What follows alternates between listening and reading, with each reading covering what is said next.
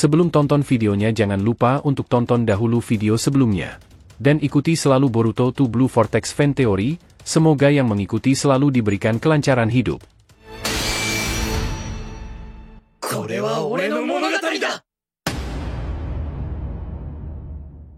Peringatan, ini adalah hanya fan teori, dan jadikan sebagai video hiburan di waktu senggang. Adegan kali ini dimulai di luar Konoha. Setelah Boruto keluar dari dimensi milik Kawaki dan meninggalkan Kawaki pada kebingungan. Tak lama setelah itu, Koji dan Sasuke muncul di hadapan Boruto. Mereka membicarakan mengenai tanduk Shibai yang mereka temukan dan bawa dari bekas laboratorium Amado. Boruto terkejut mengenai hal tersebut. Boruto menatap Sasuke dan Koji dengan wajah penuh rasa ingin tahu yang bercampur cemas.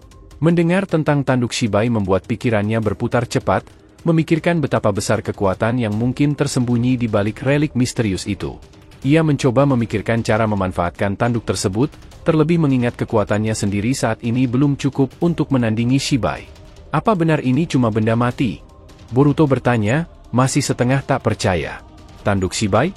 Otsutsuki sehebat dia, pasti kekuatannya masih tersimpan meski sedikit.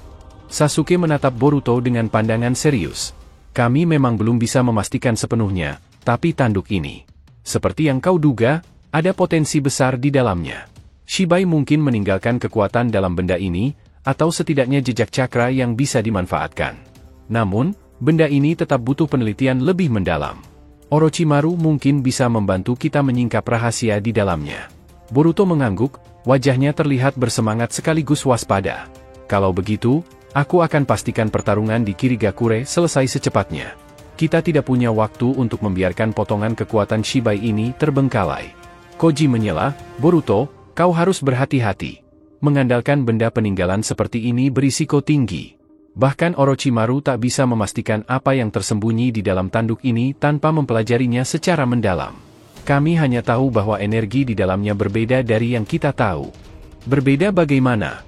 Boruto bertanya. Benda ini terasa seperti memiliki sisa-sisa tujuan atau kehendak yang tidak biasa, jawab Koji dengan nada misterius. Otsutsuki sepertinya tidak meninggalkan benda ini begitu saja.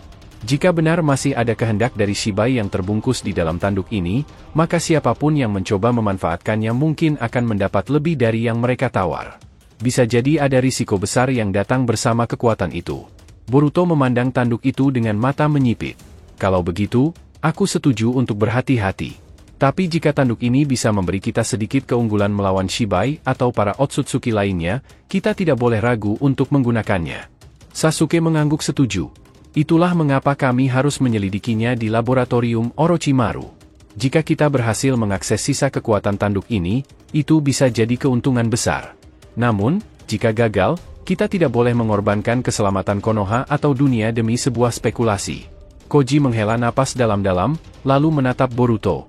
Kami akan berangkat sekarang ke laboratorium Orochimaru untuk analisis lebih lanjut. Kau pastikan Kirigakure tetap aman, selesaikan misimu di sana, dan segera kembali. Kita harus siap untuk apapun yang mungkin terjadi. Boruto mengepalkan tinjunya, matanya berbinar dengan tekad yang berkobar. Aku akan segera menyelesaikan misiku. Dan setelah itu, aku akan bergabung kembali dengan kalian. Jika tanduk ini benar-benar memberi kita kekuatan yang kita butuhkan untuk menghadapi Shibai, maka aku akan memanfaatkan apapun yang diperlukan. Sasuke menepuk bahu Boruto. Jaga dirimu. Dan ingat, kekuatan besar juga membawa tanggung jawab besar. Jangan terburu-buru. Kita harus tetap tenang dan fokus. Boruto mengangguk. Akan aku ingat, Sasuke Sensei. Aku akan pastikan semua ini tak sia-sia. Sasuke lalu berbalik, bersiap membuka portal menuju laboratorium Orochimaru. Sebelum pergi, dia memberikan satu pandangan terakhir pada Boruto, penuh makna. Ingat, Boruto, jika kau ingin mengubah nasib dunia ini, kau harus bisa mengendalikan nasibmu sendiri terlebih dahulu. Koji juga menambahkan, aku dan Sasuke sementara akan kembali ke laboratorium Orochimaru. Kau lanjutkan sesuai rencana, dan selesaikan pertarungan di Kirigakure. Selesaikan secepatnya. Saat Sasuke dan Koji menghilang dalam portal, Boruto menatap tanduk itu sekali lagi dalam pikirannya, dengan hati penuh tekad dan kewaspadaan. Waktunya untuk menyelesaikan misinya di Kirigakure, dan kembali untuk menghadapi takdir besar yang menantinya. Setelah Boruto menukar dirinya dengan klon yang sebelumnya ia tinggalkan di Kirigakure, suasana pertarungan pun berubah drastis. Klon yang sudah hampir kehabisan cakra kini tergantikan oleh Boruto asli yang terlihat penuh energi, bahkan seolah-olah memiliki cakra yang tak terbatas. Otsutsuki bertopeng yang sejak tadi mempertahankan serangan klon Boruto kini tampak terkejut, menyadari kekuatan yang tiba-tiba terasa jauh lebih dahsyat di hadapannya. Jadi, akhirnya kau datang kembali, Boruto yang asli, ujar Otsutsuki bertopeng itu, mengayunkan tongkat cakra hitam panjang ke arah Boruto. Boruto menyeringai, tidak sedikit pun gentar. Kau tidak tahu siapa yang sedang kau hadapi, ya? Ia melangkah maju dengan tenang, cakra biru menyala-nyala mengelilinginya, membentuk aura yang intens di sekitar tubuhnya. Aku tidak punya waktu untuk bermain-main denganmu. Kau mengganggu kedamaian desa ini dan aku tidak akan tinggal diam. Dengan kecepatan yang sulit diikuti oleh mata biasa, Boruto melesat maju, menghilang dan muncul kembali tepat di depan Otsutsuki bertopeng tersebut.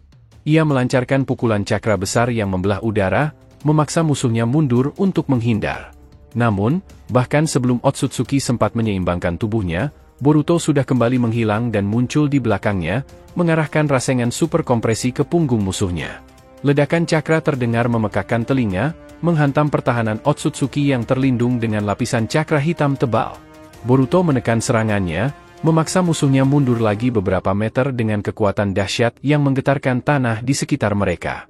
Otsutsuki bertopeng itu tampak kaget dengan kekuatan cakra yang tak henti-hentinya keluar dari tubuh Boruto. Apa ini? Dari mana kau mendapatkan cakra sebanyak itu? Otsutsuki bertopeng itu menggeram, suaranya bergetar di balik topeng, penuh rasa tak percaya. Boruto tertawa kecil sambil tetap menjaga fokus. Kau pikir aku akan datang ke sini tanpa persiapan? Dunia ini bukanlah tempat yang bisa kau ganggu seenaknya. Dengan gerakan tangan cepat, Boruto menciptakan 4 klon yang segera mengepung Otsutsuki bertopeng dari 4 arah berbeda. Mereka melancarkan serangan serentak, kombinasi antara rasengan dan teknik taijutsu yang sangat sinkron.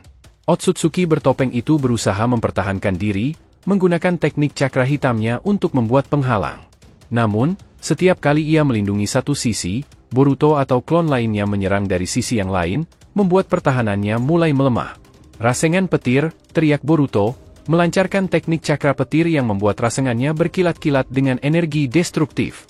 Ia meluncurkan serangan itu tepat ke perisai hitam yang mulai retak, menghancurkannya dalam sekejap.